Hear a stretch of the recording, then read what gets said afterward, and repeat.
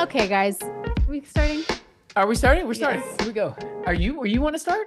Yeah, welcome back to Clearly. Oh, Let's do it. Welcome, guys. welcome, Glad guys. that you're joining us again for another really fun episode So here on the Clearly podcast. If you fun. guys, I don't know where I was going with that sentence. You see, so this is that's why I I start don't these start episodes. episodes. But Here, I'm going to start it. Here we go. now I'm going to keep going. I am taking over. This episode is about a book of the Bible that is famously studied in women's Bible studies. Infamously studied. The book of Ruth. Oh, I thought you were going to say First Chronicles. Yeah, The that's classic the women's other study. one. That's the Yeah, other they're classic women's always study. getting. It's like I can't. Do First you know how many Chronicles. I times get it, I ladies. get called and asked to teach on First Chronicles at women's retreats? and things like that? Probably never. Never. Yeah, that's Never. right. No, the book of Ruth, and it is not Say it.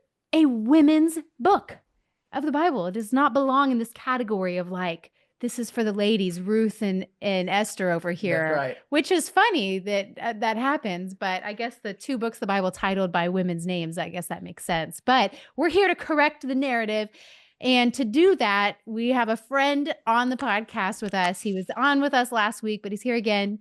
Our friend, Dr. Justin Jackson. Justin, glad you're here with us. Hey, guys. So good to be back. Thanks for having me. What is this? Are you... Well, You got to let him introduce himself. Were you beatboxing to let him like I just rap felt on like something? I watched the Super Bowl not too long ago, and I was really energized when the teams came on the field. And I felt like that was a way to honor you. Justin, in my culture, culture where I come from, that's a sign of honor. We beatbox and we mouth trumpet and Oh my God. I can't expect you to understand that. This is why cross-cultural ministry is so difficult in a lot of ways. Yeah. I feel honored, but I also feel confused. But I'm great. It's walk-up music. That's how I'll take it. Well, then you are at the right podcast, because that is exactly what we do here. You spent 400 years studying Ruth in your doctorate. That's amazing. Yeah, it's a book for all people. Justin, why Ruth? Why did you spend so much time in this book? Tell me why. Yeah, I'd be happy to answer that. Yeah, so one day I was sitting in my pastoral office at the church where I came from before coming to Stonegate, and man, pastoral ministries has a lot of mundane moments. Not only that, I was a dad and a husband, and really just kind of feeling like life was just inching along. And so I don't know how. I know how. I feel like maybe God's Spirit led me there to just speak to me at that moment, and speak into my situation. But I read Ruth, and I was like, man, this is exactly what I needed. Ruth tells the story of how God moves in not just big Red Sea moments, but actually in the mundane moments of ordinary lives. And, for me, it's like, I wanted God to move in big ways in my life. I'm looking for that Red Sea splitting moment. I'm looking for, Goliath to fall and all those different moments. And Ruth is just a reminder that God's hand moves in really mundane, ordinary ways too. And when it moves, it's big. So it was a huge encouragement to me as a pastor of just like, man, we need more of that message. Like Exodus, I can easily get jealous. Like I don't get to see the Red Sea split. And Ruth is just there to remind you, like, hey, God can work in your life too. He works in ordinary lives, mundane ways. It's amazing. And his purposes are always marching on. It was the message I needed. I was like, you know what? If I'm going to do something as mundane as write a dissertation for 3 years, I should probably do it on Ruth, because that's what the message is about. Yeah. Wow. I love that. And I love that you just said that, because the spirit behind these episodes, we've been covering every book of the Bible in an episode. And the reason is we want people to be able to listen to these and go, here's why you should read this book and why you should care about it. This little 4-chapter book in the Bible, this is why you should give your time to it. And that was such a compelling why, because I think that we all feel that we want to see God move in big ways, but Ruth is full of moments like, I'm going to go do some manual labor for my mother-in-law. Yeah. Not very exciting. Right. And yet God is there. And that does speak to me, how many loads of laundry did I do today? Probably 3 or 4. That's pretty average daily. It's like, that's manual labor is my life too. And so I love that. Can you give us, maybe think with your, somebody hasn't engaged much at all with this book. Like, can you even set this in history for us? Give us some of our bearings, and then show us what you mean. Yeah, just the history of it. Ruth is happening in the context of the days of Judges, right? So not a great moment in history. If you're reading in the context of Judges, then at the end of Judges, you get that nasty little moment in Judges 19 where Bethlehem, the area around Bethlehem, is as bad as Sodom and Gomorrah. Like, that's how evil it's become. And that's where all these events take place, is in this really weird Bethlehem city where Levites have concubines and people are surrounding the house and replicating Sodom and Gomorrah. And Boaz is just living in the land there, just like that. So so this is happening around that time phrase. There's no king in Israel. Everyone's doing what's right in their own eyes. But in Boaz's field, everything is happening the way it should. Boaz is a little pocket of God's kingdom in a big way. And we'll see, throughout the book how just through, I like to call them sovereign serendipities, like accidental moments where the Lord is he's governing over the events, that God brings Ruth to this little patch of field where Boaz will read. So so that's kind of where we get where we are in the historical setting. Best as we can tell, I mean, we don't know who wrote Ruth. We don't know when it was written.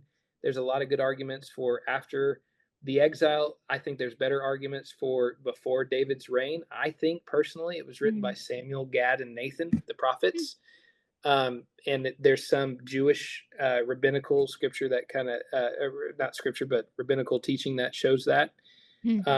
So anyway, all that to say, I think we're reading a book that is happening, the settings in Judges, but it's happening around the time that David's probably just becoming king or about to become king. So gotcha. Okay, background on that. Which is a little bit of Ruth is David's family lineage, So I know it's that, but that would make sense. So, okay, so for people who aren't even, I want to get back to what you just said about it mirroring the Exodus, but even for somebody listening who's maybe never read the book of Ruth before, maybe give us like a 30-second kind of flyby, of the plot of Ruth and what's even happening in this short book. Because it is very short, just 4 chapters. Just 4 chapters. And it's really one of the easiest books to follow when it comes to an outline, because you can follow it based off the change of location. So chapter 1, you could just label chapter 1 as in the fields of Moab or in Moab. Chapter 2 comes down to in the fields of Boaz. Chapter 3 is in the threshing floor, and chapter 4 is at the city gate. So you could just follow the change of location. And to kind of give a flyover of how Ruth is structured is we begin with an Israelite family leaving the promised land because of a famine, and they go to Moab, where the Hebrew sons marry 2 Moabite women.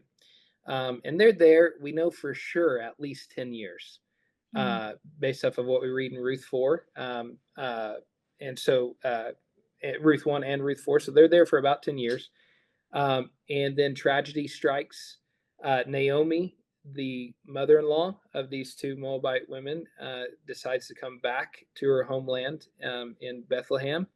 And obviously back then there's no social care there, there's no help, no life insurance, none of that. So she's gonna go back home in hopes that she could scrounge a life together, and she can't take care of these Moabite widows with her. So she tries to get them to stay. One of them says, "I'm still going with you," and she makes a really important declaration of faith that I can go into here in just a minute. And she goes with Naomi. And she actually, though she's a Moabite, she becomes an Israelite par excellence. I mean, she's like the most faithful Israelite in the entire book, in a way, because she's got faith, she's following Yahweh, she's doing all these different things, and accidentally stumbles across her redeemed field, right? And I think that's probably the biggest thing that Ruth is trying to do is God's only mentioned twice. One is in Ruth 1, the Lord visited Bethlehem, meaning that he allowed rain to come and the crops are growing now. And then Ruth 4, he allows Ruth to conceive a baby. Other than that, you don't see God. God didn't tell Ruth to go to this field. God didn't split a Red Sea for Ruth or anything like that. And she stumbles across, it actually says this in Ruth 2, and she happened across the field of Boaz. And so all these little stumbling moments, bumping into Boaz becomes the ideal redeemer, and through strange events on the threshing floor, which we can get to more in a moment, Boaz commits to redeem her, and that's exactly what happens. Boaz redeems her by chapter 4. And then Ruth has a son named Obed, and Obed brings Naomi a lot of happiness and restoration through his birth. And obviously, in the big picture story, Obed is the father of Jesse. Jesse is the father of David, and off the story goes. So, yeah, that's just Can I ask you a question? 3,000-foot flyover. Yeah. Yeah, that's great. You use the word redeemer, and in fact, Ruth uses the word redeemer a lot. I was reading it today to talk about Boaz. That sounds, it's weird language to my ears, because I don't understand. You said she stumbled on her redeemer's field. Yeah. Can you make sense of what that means? That clearly there's something happening behind the text that probably most people who aren't immersed in Jewish culture, ancient Jewish culture, don't understand. Can you make sense of that a little bit for us? Yeah. Well, the Hebrew word goel, or redeemer, if you say that just out of context and say that title redeemer, the first and obvious pick that most Hebrew Israelites reading that word would say is, that's God, that's Yahweh. Yahweh did that. Yahweh's our redeemer. And the key to being a redeemer is this: there's a problem. Somebody has a problem. You, as the redeemer, have the resources to be able to solve that problem. And then number 3, you, as the redeemer, choose willingly, sacrificially, to expend your resources to solve the problem, even if it's no benefit to yourself. So a redeemer can't be someone who solves a problem because they've got skin in the game. A redeemer is someone who solves somebody else's problem sacrificially, even if it's no benefit to themselves. And the obvious first picture of that we get is the Exodus, where it's like, Israel's got a problem. They're slaves. They can't solve their problem, but God has the power and the resource to solve the problem. And not only does he have the power and the resource to do it, he has the willingness to do it. And so though it's no benefit to him, he steps into the situation and solves the problem. Now, from there, you get where God works the redemption at Exodus. That's the key, capital R, redemption. And then he commands his people that their whole lives are to be mini rehearsals, little dress rehearsal of the redemption he did at Exodus. So this kinsman redeemer thing that's here in Ruth is intentionally named, where it's like, okay, Ruth's husband dies. The kinsman redeemer has the resources to solve the problem, and he's supposed to willingly step in and solve that problem in order to image the kind of redemption Yahweh accomplished in Exodus. So that redeemer theme here is like a lowercase r, and I think it's ironic too, just to kind of point this out. Boaz is the only named redeemer that we have in the Bible. There's redeemers in general, right? So like Deuteronomy talks about kinsmen redeemers in general, but no one's specific, just talks about them in general, like a title. So it's talking about human, not God, redeemers is what you're saying. There are other categories the Old Testament has for a redeemer who is a man, not God.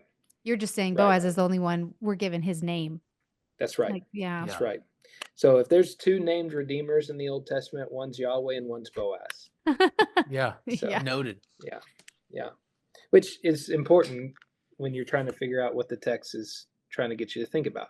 Right. So. And so, it's some of the Exodus connection too in Ruth, that Naomi has left her land in famine, which is the original reason that, Israel and his sons left Israel to go to Egypt, was famine.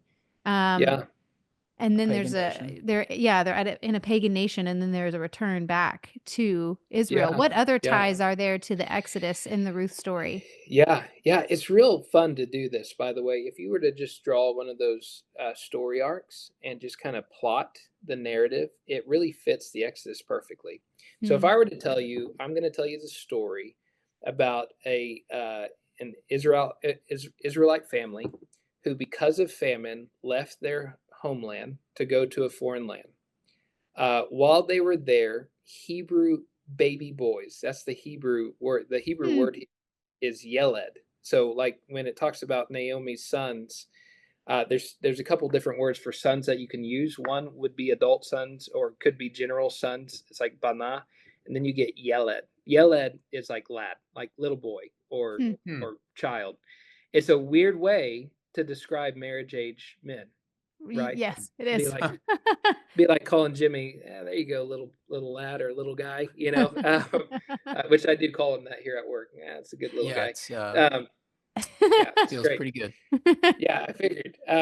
But that's the author intentionally chooses to set that up this way because these two Yeleds die. These two Hebrew lads die. I've never thought about that. And it leads to Mara, bitterness. Yep. And so you get the famine, foreign land where they sojourn. That's an important word there. Yep. They sojourn in a foreign land. Hebrew lads die. Naomi has Mara. There's a return, and on the return, they glean or they gather, which is the same word for manna, like picking up manna off the ground. The same concept of gleaning and gathering. And then you also get the concept of a kanaf or a wing. So, Exodus describes God saving his people by carrying them out on eagle's wings. That's Exodus 4. But then you also get Ezekiel 16. In Ezekiel 16, God describes, I think it's Ezekiel 16. Yeah, Ezekiel 16:8.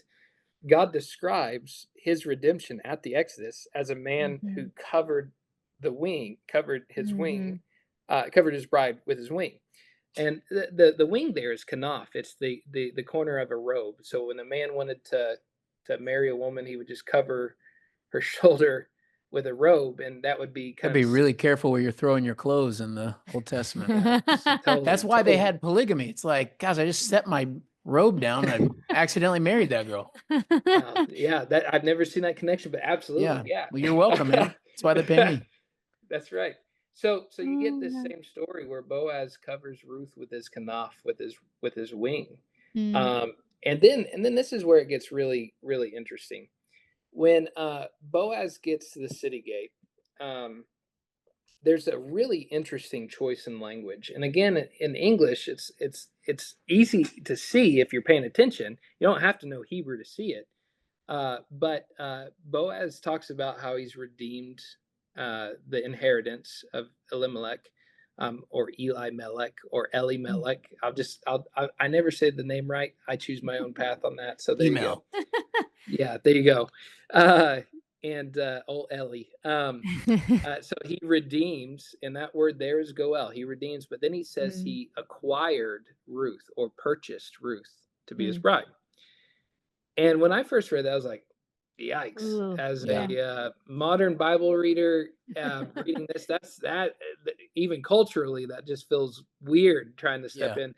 And what I found out was that's the only text in the Hebrew scripture where a man is described as purchasing a bride. There's no other place in the Old Testament where that particular word is used. And here's what I found out. When you take verbal complex like that, a verbal complex is two verbs that are intentionally tied together. So you think of the priest theme, like when we talk about priests, you guys know this, Adam and Eve were put in the garden to work and keep. Yep. Well, the priests were put into the temple to work and keep. So when you see work and keep together, immediately priesthood comes to mind. In this case, redeem and acquire. Those are the two verbal complex. There's only 3 texts in the Old Testament that use redeem and acquire together.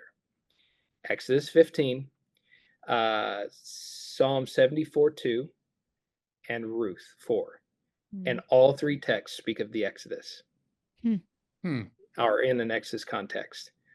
So when you begin to look at that, it's like, okay, well, if I were to tell you a story about a Hebrew family that left the land because of famine, lived in the foreign land, sojourned there, they returned back, they picked up grain or food from the ground, and there was a redeemer that covered his wing over his bride, and he redeemed and acquired her. Well, that story fits the Exodus exactly. So. That's awesome. That's amazing, man. Well, and you said that they don't make dissertation. I mean, they've already written a dissertation about it. Ain't nobody heard that. Well, the early church really picked up on the Exodus theme in a big way, and they also picked up on the Abraham theme. Ruth is also a female version of Abraham in many ways. Yeah. She leaves her father and mother's house and goes to a land which she doesn't know. That's so right. They take that language, and even the language like "your God will be my God," "your God will be my God," and where you go, I'll go. Yeah. Even that statement is a Hebrew equivalent for God's statement to Abraham: "I will be your God, and you will be my people." So it's almost like Ruth is taking the promise that God gave to Abraham, and she's saying that applies to me as a Moabite with their statement of faith. So. Which, can we just say, is super bold and amazing when you think about what God had to say about the Moabites, specifically about Moabite women. So I love the reversal of that in Ruth, that the Moabite women are, infamous for, what is it, Numbers 20? Causing Baal worship. 25? Yeah. Is that where that's happening? Baal Peor. Yeah, Baal Peor. Right. Yeah, that's right. Baal Peor. It's like and because of that introduction of Baal by way of the Moabite people, specifically the women, there is kind of this Old Testament kind of, from that moment on, it's like no Moabite. I mean, there is a verse, Justin, you probably know where it is. It says no Moabite will be among you. How does it? Will be allowed to enter into the assembly. Yeah. So there's no Moabite. Can we just talk about the character of our God for a second? That I just think people have, to me, this just helps me see his heart is so for anyone who wants in, because it was he gave this law, right? No Moabite shall enter the assembly. And here you have this Moabite going, hey, but it reminds me of in the New Testament, the Syrophoenician woman, right? Yeah. Who she's like, hey, even the crumbs get the food from the master's table. Like, I believe you're good. What did I say? You said the crumbs get food. The crumbs may get food, but the dogs get even the crumbs. The crumbs are cannibalistic. Even the dogs get the crumbs. Jesus says, I didn't come for you, essentially. And she says, I don't care who you came for. There's a belief in the goodness of Jesus that she would ask for that. And I think Ruth has this belief in the goodness of God to be able to go, I want in on that. And I'm with you, Naomi. I'm not leaving. Absolutely. And God blesses her. And, Jimmy, you and I were just talking about this recently, personally, that I think that's one of the loudest lies we struggle with is the goodness of God. Is he really for us? And, it's the oldest lie in the scriptures, right? That he's holding out on us. And so here you have this woman that just in such great faith, even whether she knows that or not, that she's legally not allowed. She's like, I don't care. I want, let me in. And God blesses that. Yeah, and what's beautiful about that is she's Ruth the Moabite for 3 chapters. By Ruth 4, she's just Ruth. The Moabite falls off. It's like this whole statement of faith and her actions lead to a complete change of name and identity to where she's no longer Ruth the Moabite. She's just Ruth in the lineage of David. So. And then in the lineage of Christ, it's like she's one of 4 special women who get that. Who get the privilege of being listed in this famous genealogy of Jesus in Matthew 1, which is amazing. Which, as you were talking about the connections with the Exodus, I couldn't help but think about the last episode we did with you about seeing Jesus in all of the Bible. That I'm like, well, as soon as you go, this is a picture of the Exodus. It's like, well, the Exodus is a picture of Christ. Totally. And therefore, so is this, speaking of. Yeah. And a lot of people, when I wrote my dissertation, you got to deal with the so what question. Okay. So I see the flow of Exodus fitting into Ruth, and I see some Abrahamic themes fitting into Ruth. So what? What's the purpose in that? Here's what the author's trying to do. If you're reading the whole story from a biblical theological context, it is a bit of a jump to go from Abraham and the Exodus to David. And it's just like, okay, wait a second. How do we get from the patriarchal narratives from the Pentateuch to we now have a king? And so what the author's trying to do You're saying that because the book ends with, hey, and by the way, Ruth is in the lineage of King David. That's right. That's what you're saying. Because, just to be clear. Yeah, that genealogy at the end is deliberately pointing you forward, because let's face it, books don't end with genealogies. Right. Genealogies begin the stories. Yeah. If you go back to those genealogies in Genesis, they always be like, there's the genealogy of Noah, and then the story of Noah. The genealogy of Abraham, and then the story. So it's like, it's weird that Ruth would end with a genealogy, except it's not, because it's wanting you to say, hey, and this is the beginning of the story of David. Yeah. So what the author is doing is he's trying to show you, hey, God has brought what he began in Genesis and Exodus through this pipeline, and he's narrowed down his work to David. And how he's done that is through mundane, boring, old Ruth and Boaz. And it's just the story continuing in many ways. And it's just, it's awesome to see, because again, like I said, we're tempted to think that God only works in big ways, calling Abraham, showing up in Abraham's life the way he did, or an Exodus type way where he's splitting the Red Sea. And God's like, hey, all that work that I did back there, I'm replicating in the lives of Boaz and Ruth. And that's why the Exodus theme is there. It's because that's why I called it. It's an Exodus-sized redemption on a normal Monday. Yeah. And I think, how great is that to think about God working that way, that in the lives of ordinary, mundane people, his purposes and promises are continuing on. I probably wouldn't have seen Ruth and Boaz and said, yeah, that's where the ideal king is going to come from. Yeah.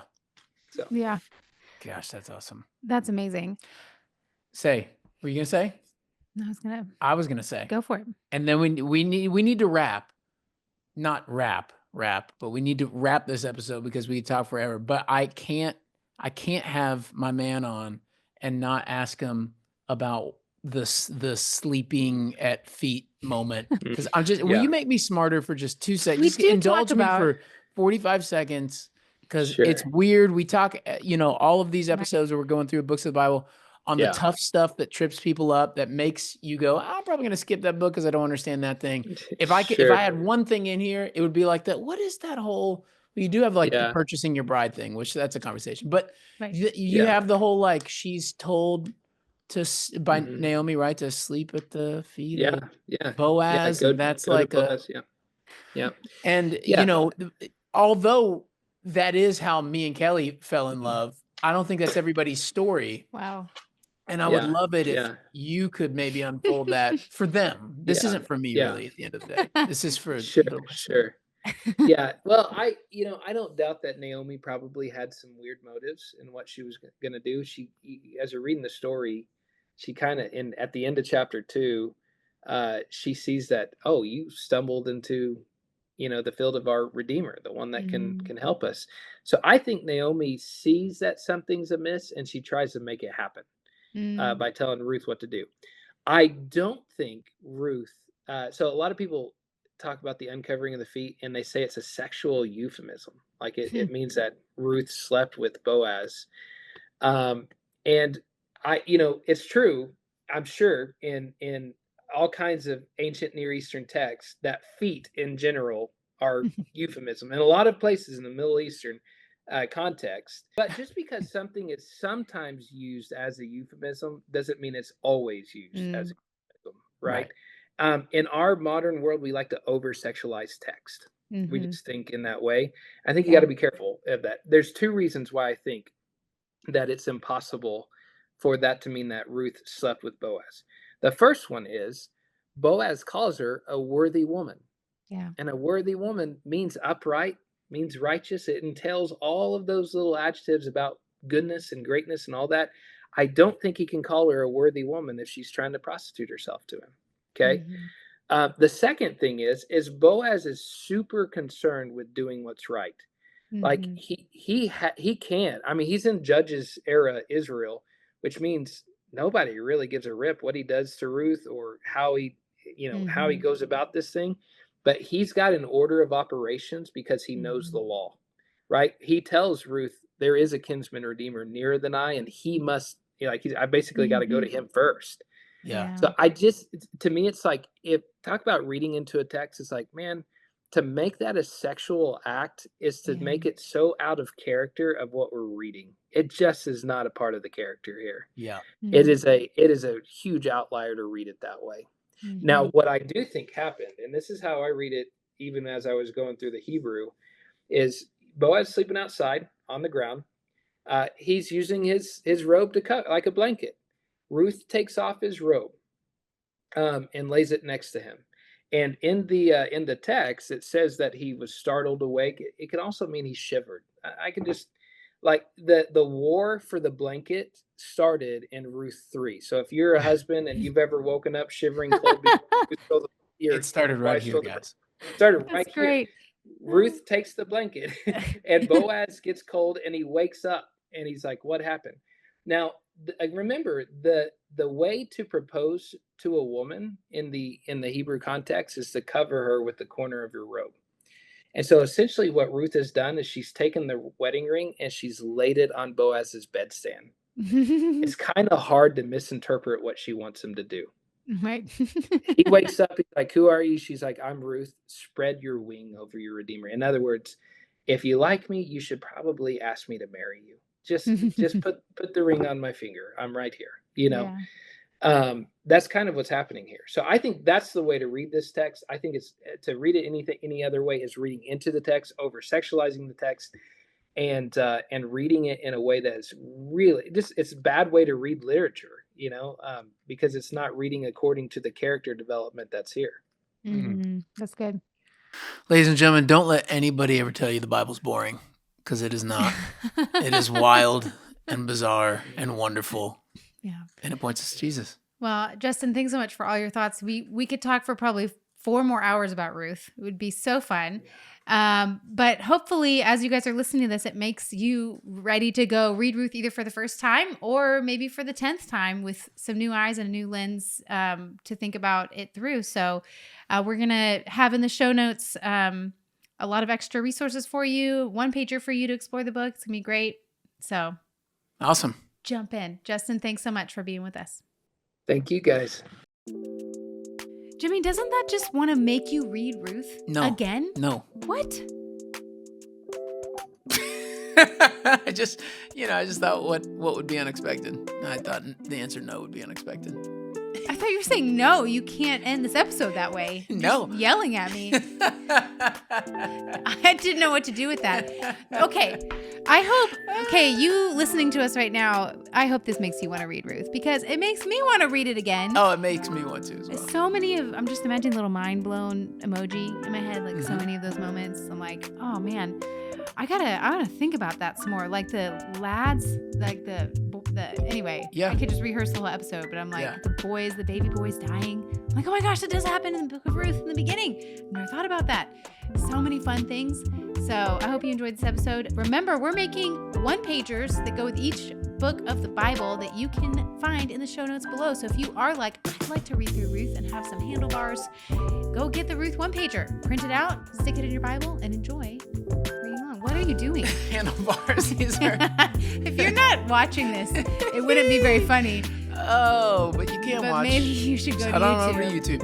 Okay. Speaking of watching, if you want to be part of these episodes, watching in real time with us, interacting with us, asking questions in real time, which is as ridiculous as it sounds, you can do that by becoming a podcast partner with us through Patreon, patreon.com/Jimmy Kelly Needham. And when you get on the team, you get access to all the content that we make, all the written content we make, and you get live access to us every episode so we can interact with you and answer any questions you got. We have a gay old time every time, no matter the time. Wow. Yes. There you go. We'd love to have you with us. So that's right. So until next time, go read Ruth. Stay tough, Tulsa.